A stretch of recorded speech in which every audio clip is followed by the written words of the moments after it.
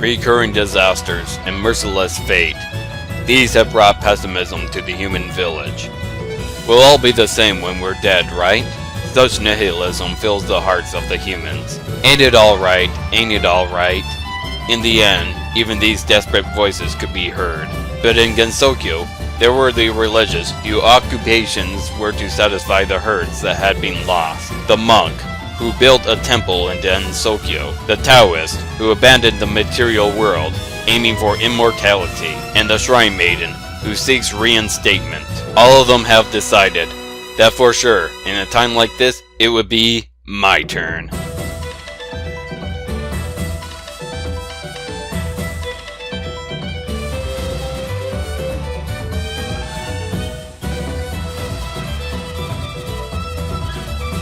Hello everyone, I'm Mr. Cheese Gaming and I'm introducing my new Let's Play series, Touhou Shinkiro, otherwise known as Hopeless Masquerade.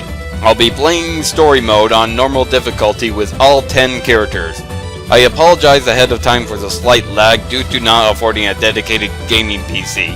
In fact, the computer I have right now is about 6 years old. Hopefully that doesn't bother you too much. Anyways, I hope you enjoy. But first, before I leave, let me go ahead and cover the controls. It took me so many recording attempts to get this right, until I finally realized perhaps I should start with a script. Let's go ahead and start with Rimu and Marisa in practice mode. Let's go to the Hakiri Shrine. Okay, first things first. Arrows? Move your characters. You can move up to go up, down to go down, left and right to go, well, left and right. You can even go diagonal.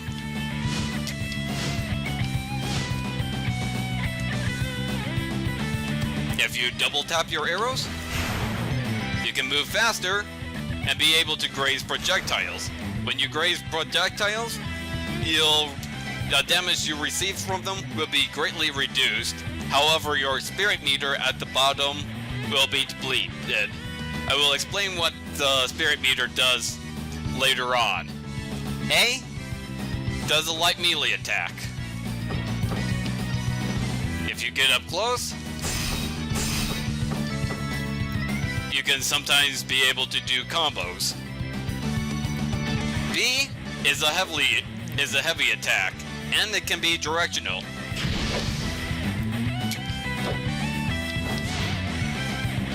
Up to kick, down. As for that lightning attack, if you hold down the button while doing it, you can charge them up.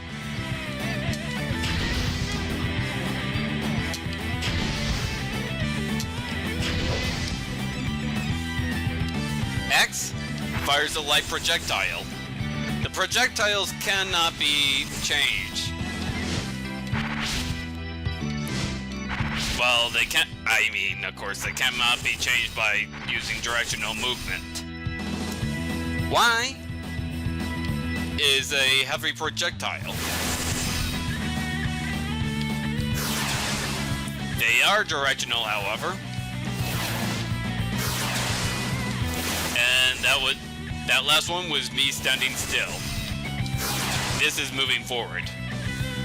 Okay.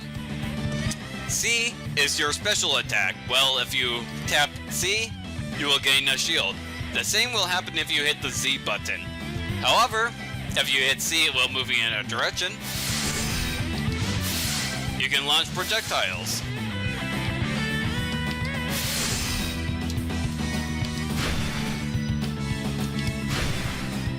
And also kick if you're going backwards. Z, however, is special. This activates your spell card. I'll explain about spell cards in just a little bit. Now, if you're moving backwards, you can reduce how much damage you're taking. However, by blocking heavy attacks, it'll deplete your spirit. If all of your spirit is all out, you cannot use projectiles projectiles also deplete spirit as such. As you can see, they started turning red before it started to fill back up. If you're attacked while your spirit is all out, you would be guard crushed, in which case you would be stunned, you would be laying down, you will not receive any damage, however you also would not be able to put in any player input. Now spell cards. Spell cards are special moves you can use in combat. You can only declare one spell. You can only declare spells if your blue health equals your current health. As you can see, as you can see, well, I can't really show it during that, but normally your health would not be blue. It would start off completely white, and you need to build up the blue health bar. You can gain blue health when you attack or take damage. You'll actually gain more blue health being attacked than, well, attacking. In order to use spells, your spells are activated in a very similar way you can use your special attacks. Just move forward. And we declared Fantasy Seal. Now you see time. Before the time runs out, declare it again to actually use it. When you use up your spell card, your health would be drained of blue and will return completely white. Now during each game, you can have one of 4 spell cards. Like for example, when I was doing that, I was holding forward when I casted Fantasy Seal. However, if I go down, while I do that, if it's set to nothing, going backwards, Dragon Slaying Circle.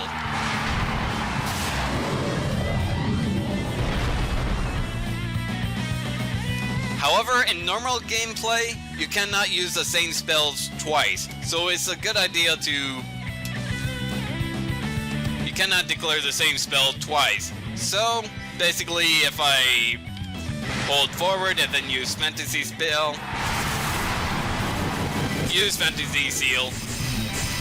I would not be able to use Fantasy Seal again unless it was attached to another direction. Again, you must be able to, once you declare your spell card, you have to use it before the time limit runs out.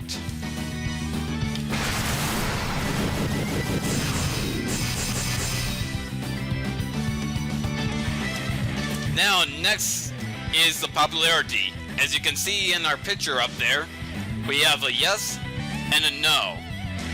That represents your popularity. With the more popularity you have, the more blue yes there is. The less popularity, the more red no. You gain popularity by moving forward, attacking, dealing the first hit in a battle, countering, dealing a high combo, declaring a spell card, interrupting an opponent's spell card, and evading an opponent's last word. However, you lose popularity by moving backwards, blocking, touching a corner, getting crush guarded, and being interrupted during a spell card declaration, or being damaged by a spell. The more popular you have, the faster your spirit regenerates. 100% popularity allows the player to use the last word by pressing C and Z together. However, I can't seem to do that in practice mode.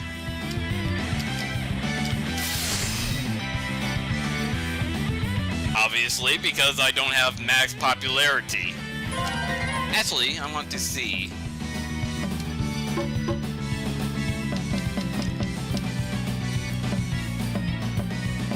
I'm just gonna return to game. I've gone right ahead and said that. Popularity? Fantasy Heaven.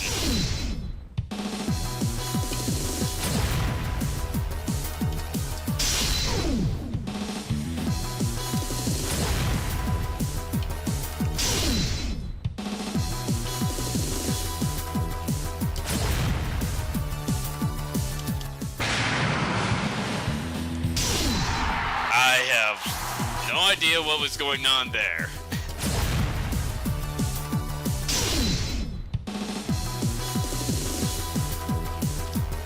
Okay, I have no idea why he's not, actually doing it, but, oh well. Set back to normal. Now, as you can see, that infinity symbol right in the middle of our health bars, that's actually a timer. If the time runs down to 0, well, the winner is declared by whoever has the most popularity. If our popularity is equal, like it is right now, it's based on whoever has the most health. Now, gonna exit here and go right back to the title to show off configuration. I already have a profile set up, but what we need to do is go to change equipment, and it'll come up with this screen. Players can choose from one of 4 sets. Shintoism, in which case projectiles will home into opponents, however projectiles are weakened.